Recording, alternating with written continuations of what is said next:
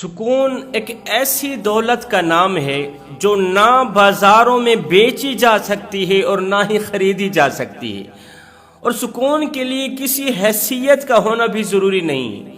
بعض لوگ یہ سمجھتے ہوں گے کہ میں اگر اتنا کما لوں تو سکون مل جائے گا، میں اگر اتنا پیسہ کما لوں تو راحت مل جائے گی۔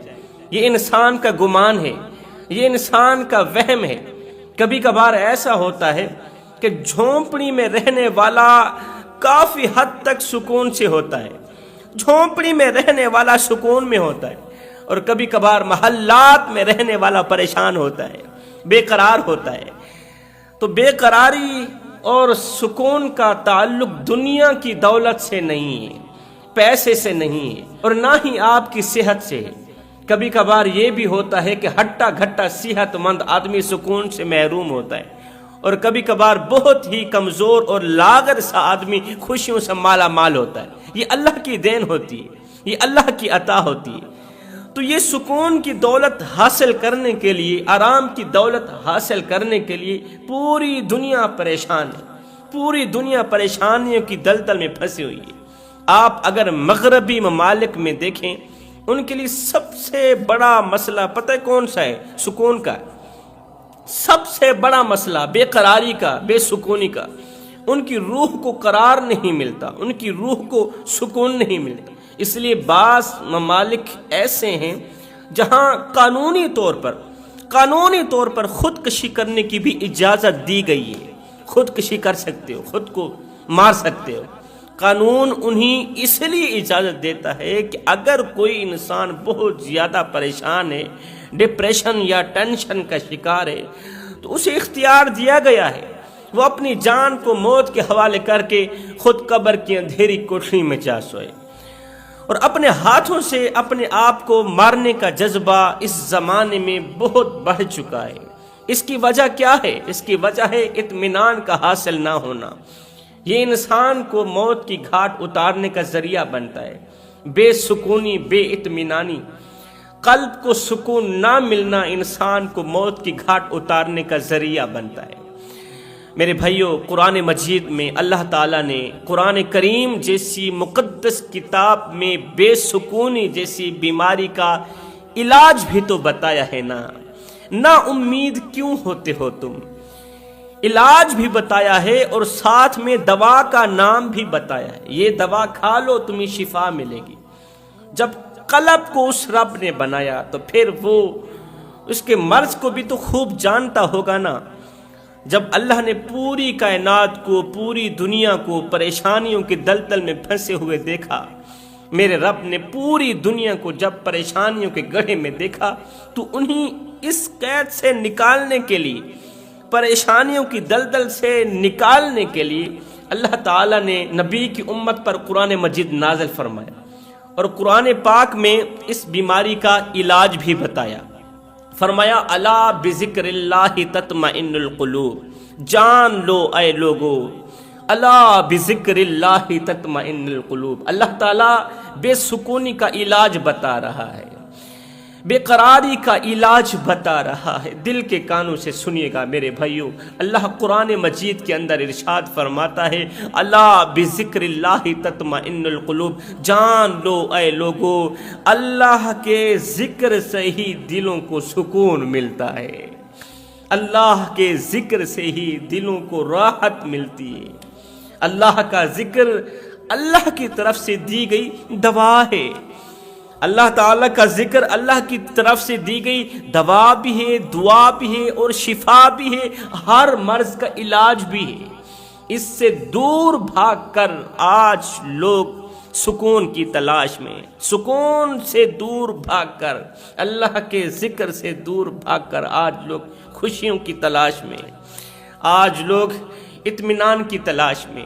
دنیا میں کچھ لوگ ایسے بھی رہتے ہیں کہ اللہ کا ذکر ہی ان کی غذا بن جاتا ہے۔ سبحان اللہ، نماز، روزہ، حج، زکوٰۃ، تہجد، نوافل، سبحان ربی الاعلی، سبحان ربی العظیم، اللہ اکبر، اللہ اکبر، لا الہ الا اللہ واللہ اکبر، اللہ اکبر وللہ الحمد، سبحان اللہ، الحمدللہ، اللہ اکبر، استغفر اللہ، اللہ تعالیٰ کا ذکر ہی ان کی غذا بن جاتا ہے۔ اور اس غذا کا کوئی فضلہ نہیں ہوتا، اس غذا کا کوئی بندے کے اندر سے فضلہ نہیں نکلتا، اللہ کا ذکر ہی ان کی خوراک بن جاتا ہے، ان کے پیٹ کی غذا بن جاتا ہے۔ آج انٹرنیٹ کا زمانہ ہے جس کی وجہ سے لوگوں کی راتوں کی نیندیں اڑ گئی ہیں، صحت برباد ہو چکی ہے، آنکھیں خراب ہو چکی ہیں، مگر انہیں کسی قسم کا فرق ہی نہیں پڑ رہا۔ توجہ طلب بات ہے میرے بھائیوں، انسان اپنا مقصد اصلی بھول گیا، انسان اپنا اصلی مقصد بھول گیا، مگر یہ جو موبائل ہے یہ اپنا مقصد اصلی نہیں بھولا، یہ آلہ اپنا مقصد نہیں بھولا۔ انسان اپنا مقصد بھول گیا، دنیا میں آنے کا مقصد بھول گیا، مگر یہ آلہ، یہ موبائل دنیا میں آنے کا مقصد نہیں بھولا۔ کیا آپ جانتے ہیں موبائل کی ایجاد، موبائل کی بنیاد کس لیے رکھی گئی تھی؟ کس لیے رکھی گئی تھی؟ یہ صرف بات چیت کے لیے رکھی گئی تھی۔ موبائل بنایا گیا تھا ایک دوسرے کے ساتھ تعلقات قائم کرنے کے لیے، ایک دوسرے کا حال چال پوچھنے کے لیے۔ آپ کو یاد ہوگا کہ شروع میں جو موبائل آیا تھا وہ صرف اتنے ہی کام کے لیے آیا تھا، اتنے ہی کام کے لیے آیا تھا، صرف بات چیت کرنے کے لیے۔ زیادہ سے زیادہ میسج کر سکتے تھے، یہ میسج بھی کمیونیکیشن کا ایک حصہ ہے، بات چیت کرنے میں آتا ہے۔ شروع میں اتنا ہی کام تھا، کال ہو سکتی تھی یا میسج ہو سکتا تھا۔ پرانے دور کی بات کر رہا ہوں، یہ آج سے 10-15 سال پہلے کی بات کر رہا ہوں۔ اس دور کے جو موبائل ہوتے تھے یا تو کال کر سکتے تھے یا میسج کر سکتے تھے۔ چند دنوں بعد اس میں میوزک بھی آ گیا، اس میں گانے بھی آ گئے، سننے والی چیزیں بھی آ گئی، اور ترقی ہوئی، اس میں فوٹوز بھی آ گئے۔ اب فوٹوز، ویڈیوز، گیلری تک تو ٹھیک تھا کام، پھر کچھ دن بعد اسی میں ہی انٹرنیٹ کی دنیا سما دی گئی، انٹرنیٹ کی پوری دنیا اسی موبائل کے اندر ڈال دی گئی۔ اب اس میں ویب سائٹ بھی کھلنے لگی، فحش ویڈیوز بھی چلنے لگی۔ 20 سال کے اندر یہ موبائل اتنی بڑی ترقی تک پہنچ چکا ہے، اتنی بڑی ترقی کر گیا ہے کہ بہت ساری چیزوں کو اس موبائل نے پیچھے چھوڑ دیا۔ پیار، محبت، عزیز و اقارب، رشتہ دار، دوست، والدین کے ساتھ گزرنے والا وقت، یہاں تک کہ بیوی بچوں کو بھی اس موبائل نے پیچھے چھوڑ دیا، بیوی بچوں کو بھی انٹرنیٹ نے پیچھے چھوڑ دیا۔ آج بچے بیچارے ماں باپ کے زندہ ہونے کے باوجود بھی یتیموں کی سی زندگی گزار رہے ہیں، کیونکہ یتیم بچے بھی باپ کی آواز سننے اور محبت کے لیے، محبت لینے کے لیے ترس رہے ہیں، یتیم بچے بھی، اور زندہ انٹرنیٹ کی دنیا سے جڑے ہوئے باپ کے بچے بھی باپ کی آواز اور محبت کے لیے ترس رہے ہیں، باپ کے ساتھ کھیلنے کے لیے ترس رہے ہیں، باپ کے ساتھ باتیں کرنے کے لیے ترس رہے ہیں۔ باپ پورا دن ڈیوٹی کرتا ہے، شام کے 2 گھنٹے بچوں کو دینے کے بجائے انٹرنیٹ کے حوالے کر دیتا ہے، شام کا وقت بچوں کو دینے کے بجائے موبائل کے حوالے کر دیتا ہے، بچوں کا حق مارتا ہے۔ بچے پیار سے محروم، بیوی محبت سے محروم، اور ماں باپ کے کان اولاد کی آواز سننے کے لیے ترس رہے ہیں۔ وجہ صرف موبائل ہی ہے، موبائل ان سب کی جگہ لے گیا۔ ارمان کی بات یہ ہے کہ ہم سب مل کر بھی ایک موبائل کی جگہ نہ لے سکے، اور ایک موبائل نے سب کو پیچھے چھوڑ دیا، رشتوں کو پیچھے چھوڑ دیا، اولاد کو پیچھے چھوڑ دیا، سب کچھ پیچھے چھوڑ کے آگے کو نکل گیا، اتنا آگے نکل گیا کہ کوئی بھی اسے کراس نہیں کر سکتا۔ ایک بار پھر سے کہہ رہا ہوں، اس کا اصلی مقصد کیا تھا؟ موبائل بنانے کا اصلی مقصد کیا تھا؟ بات چیت کرنا۔ موبائل بنانے کا اصلی مقصد کیا تھا؟ تعلقات بڑھانا۔ لیکن 20 سالوں میں موبائل نے جتنی ترقی کی وہ آپ لوگوں کے سامنے ہے۔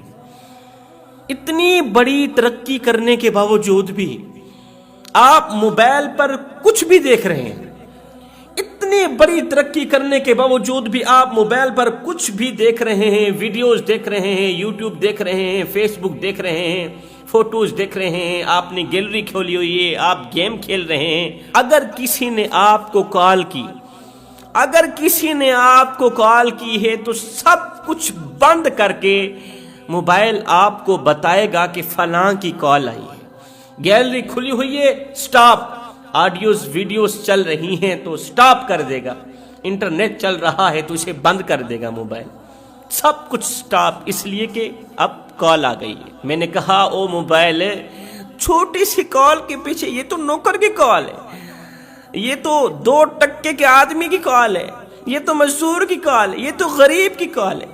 2% کے آدمی کی کال کے پیچھے تو نے اتنا بڑا انٹرنیٹ بند کر دیا، اتنا بڑا انٹرنیٹ جام کر دیا۔ تو آگے موبائل نے کہا خاموش رہیں، جس مقصد کے لیے مجھے بنایا گیا تھا میں وہ مقصد نہیں بھولا، میں تو وہ مقصد پورا کر رہا ہوں۔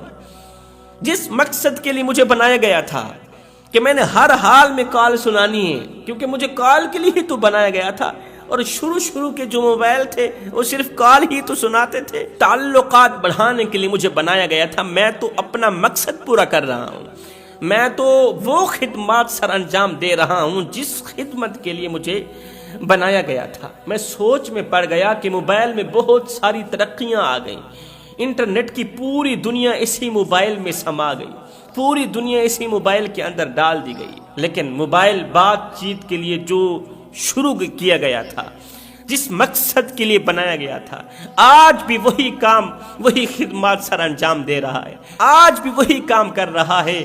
میں کہنا یہ چاہتا ہوں موبائل کا تو کوئی جوڑ ہی نہیں حضرت انسان کے ساتھ، جوانوں اس موبائل کا تو کوئی جوڑ ہی نہیں حضرت انسان کے ساتھ۔ جس طرح موبائل کے آنے کا ایک مقصد تھا، اسی طرح حضرت انسان کے آنے کا بھی ایک مقصد تھا۔